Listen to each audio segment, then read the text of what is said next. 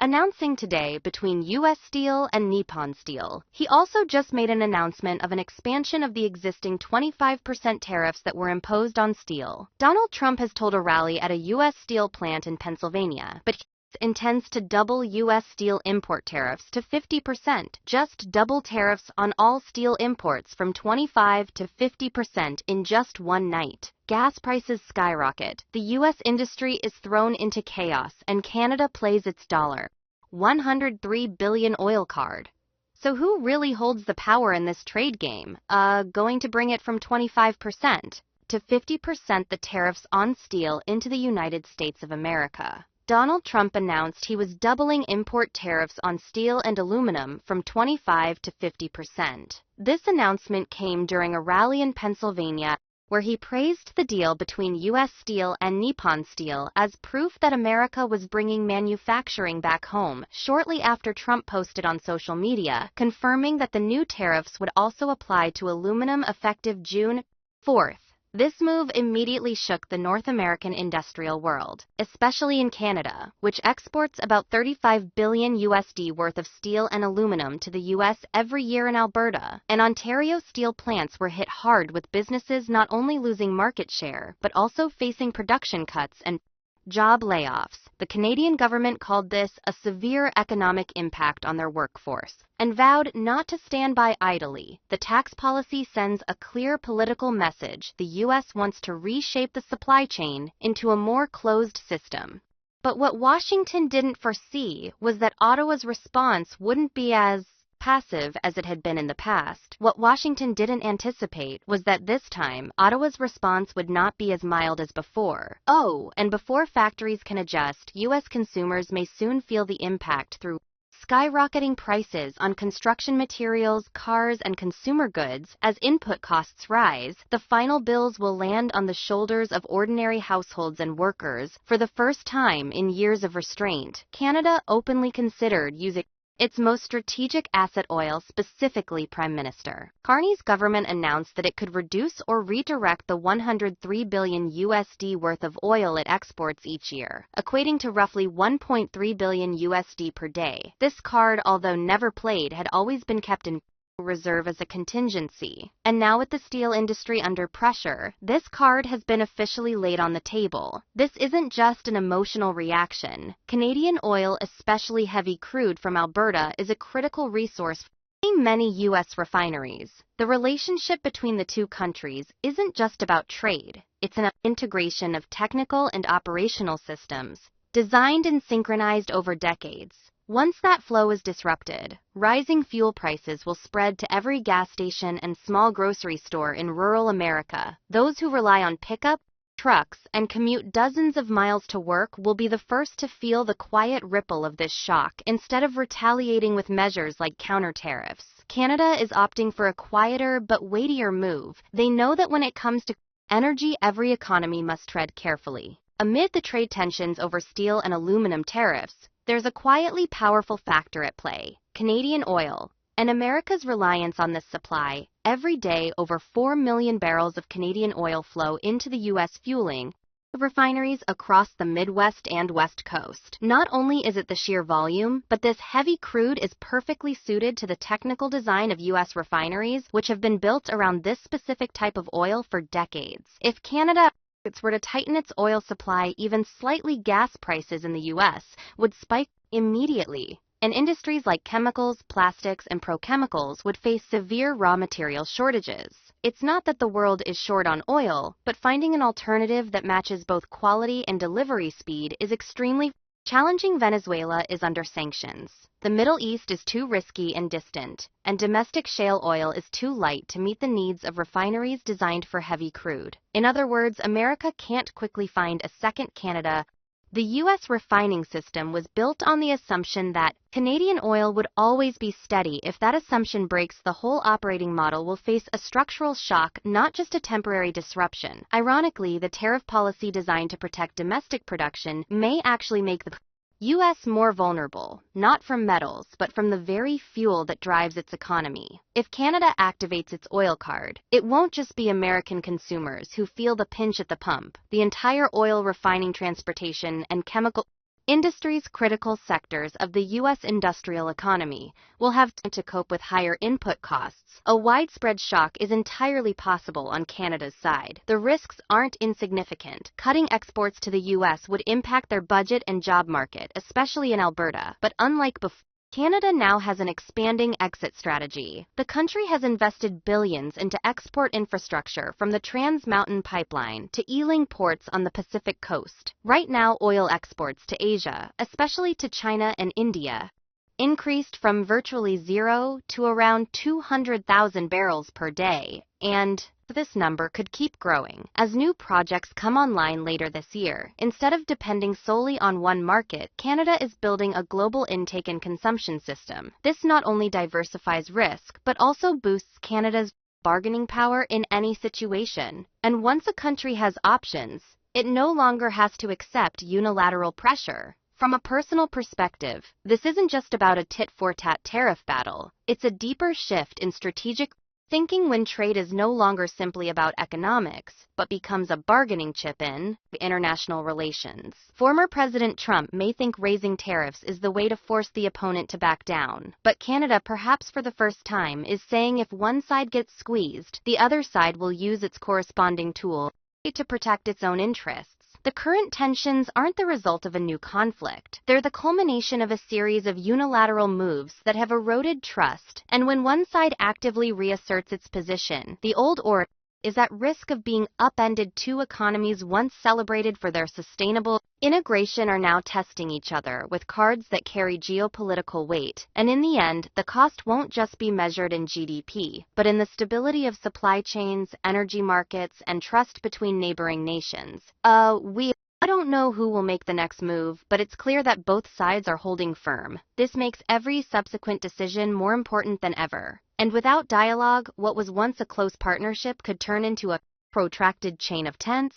Competition. Canada hasn't shut off the oil tap yet, but they've shown they can and will if pushed. And perhaps the most thought-provoking aspect is the first one to feel the consequences. Might not be Canada, in my opinion. $2 trillion worth of EU is leaving the U.S. like a flood, with no warning signs. President Trump saying he wants a straight 50% tariff on the EU beginning the 1st of June, because President Trump has said he is recommending a new 50% tariff on all imports from the European Union. Quote, "Our discussions with them are going nowhere. Therefore, I am recommending a straight 50% tariff on the European Union." Are tariffs really a shield to protect American citizens, or are they a flood sweeping away money and jobs from the U.S.? It all started when President Donald Trump stood in the Oval Office and declared that trade talks with the European Union were irreversibly stalled. Less than 6 hours later, an executive order was signed, a 50% tariff on all imports from Europe, covering steel, aluminum, cars, food processed agricultural products, electronics, and medical devices. No warnings, no adjustment period, in my view. Europe's response was not only swift but also chilling. Instead of holding press conferences or calling on the WTO for help, Europe began pulling away. The first move was to propose freezing a $30 billion 737 MAX order between Ryanair and Boeing, one of the largest civil aviation contracts ever signed. Then came the plan to reroute supply chains through Canada, leveraging the CETA deal to eliminate 98% of tariffs. Lastly, a $95 billion retaliatory tariff package aimed at U.S. goods from Harley-Davidson motorcycles to peanut butter and medical equipment. In my assessment, more than $2 trillion of international trade could be rerouted. If tensions continue, a number too big to ignore, even for those who still believe in the inherent strength of the U.S. economy. Most of the media sees this as a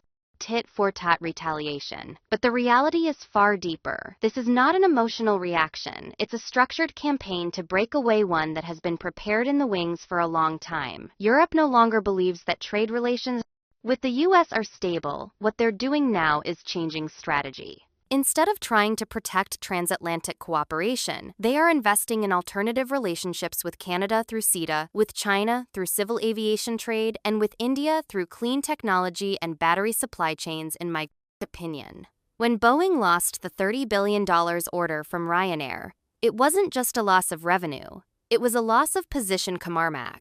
China's state-owned aircraft company, which was once considered subpar by Western standards, is now seen as a serious alternative. Airbus immediately benefited its stock, which jumped 3.4% on the Frankfurt exchange. Just 24 hours after Ryanair's announcement, the U.S. has always believed it held the trade leverage because it's the largest consumer market in the world. But what's happening now shows that leverage is no longer about purchasing power, it's about trust. And this time, Europe is not betting on Washington. For nearly 8 decades since World War II, the U.S. and Europe have been the pillars of the global economy. They not only exchanged goods but also built standards together, from technical specifications and safety certifications to financial mechanisms like SWIFT and the WTO. Boeing aircraft, once a proud symbol of American industry, have always been the first choice for European airlines. The idea of a European airline buying from Comarmac, a Chinese manufacturer, was once unthinkable, but by 2025, the unthinkable is becoming a reality.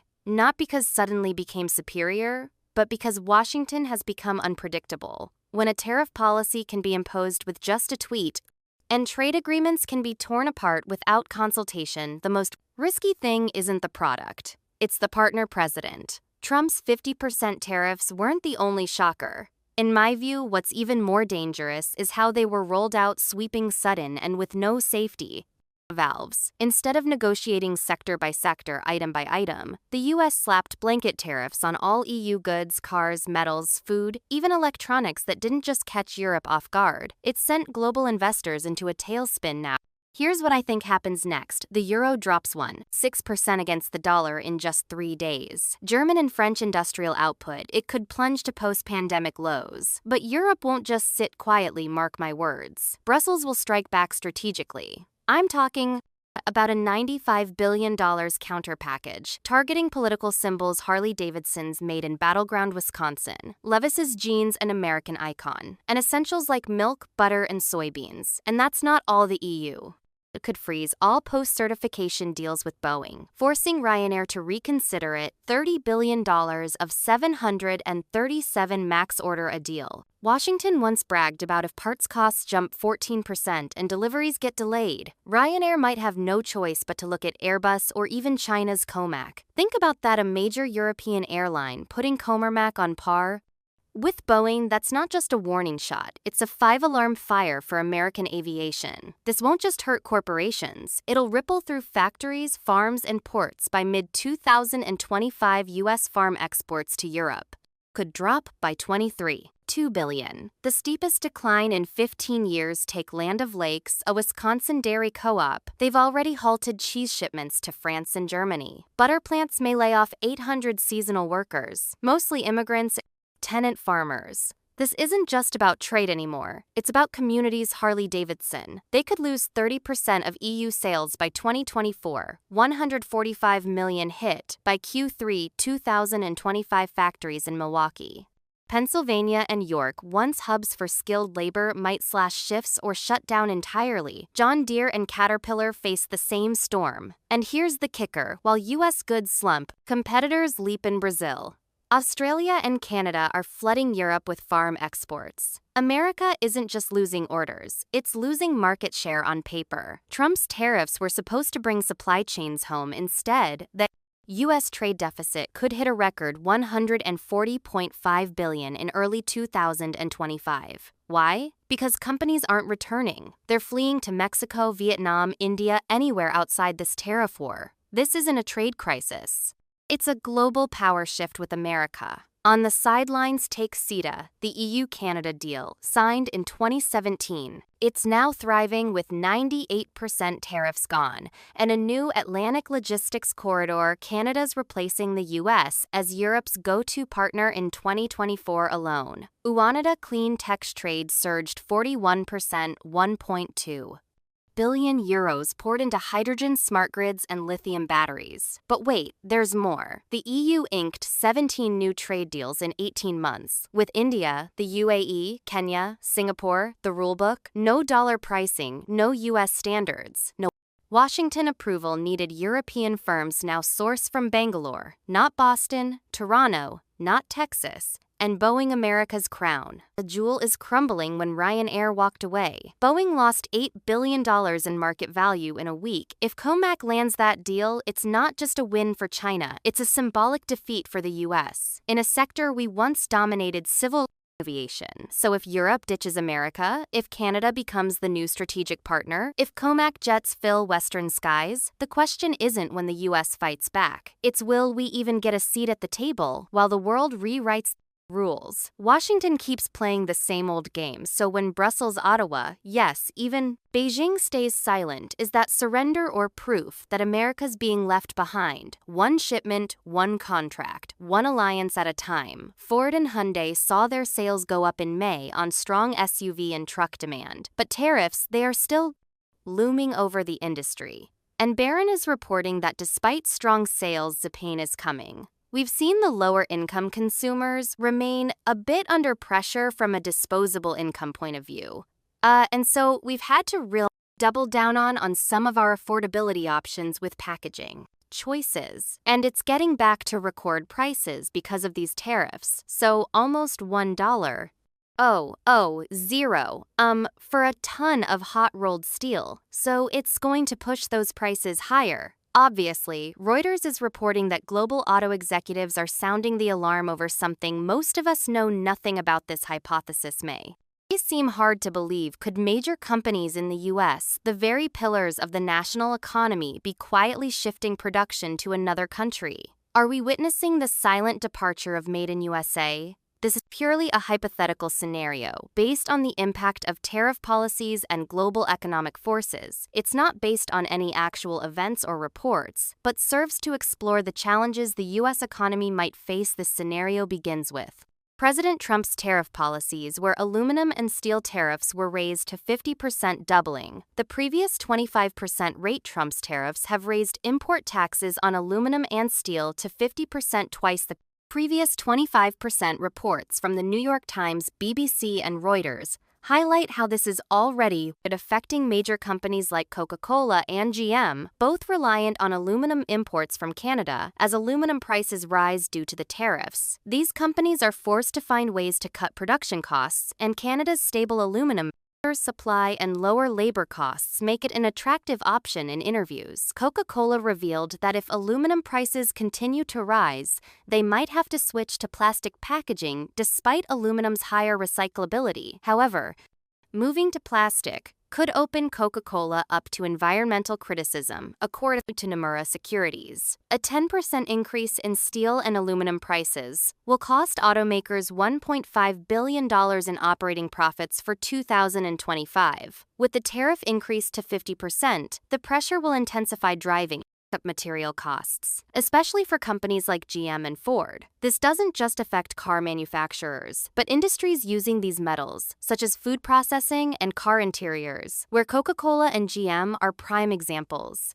Hypothetical scenario doesn't just affect companies, it directly impacts U.S. consumers. Imagine if Coca-Cola, due to rising production costs, raises the price of its cans by a few cents. Although it seems like a minor change for workers already struggling with rising living costs, this could be a major shock in the context of increasing tariffs. Companies like Coca-Cola, GM, and packaging manufacturers will face skyrocketing production costs. These companies will have no choice but to raise their prices, inevitably affecting consumers. A clear example comes from Robert Budway, president of the Can Manufacturers Institute, who warned that the tariff increases would drive up the cost of products from packaging factories, directly impacting American families dependent on canned foods. One of the most significant impacts, if this hypothetical scenario unfolds, would be job losses. If Coca-Cola moves production abroad, thousands of workers at factories in Georgia, Ohio, or Tennessee could lose their jobs. These regions already rely heavily on big companies like Coca-Cola and GM. Such changes could severely impact the economies of these areas. Kevin Dempsey, president of the American Iron and Steel Institute, who supports higher tariffs to protect the U.S. steel industry, also warned that these increases could have unintended consequences on other industries, particularly the automotive sector and industries using aluminum. in their products. The big question: will these changes erode trust in the Made in USA label? Coca-Cola and GM have been iconic American brands for centuries. If they move production abroad, consumers may begin questioning: if companies can't keep production in the US, what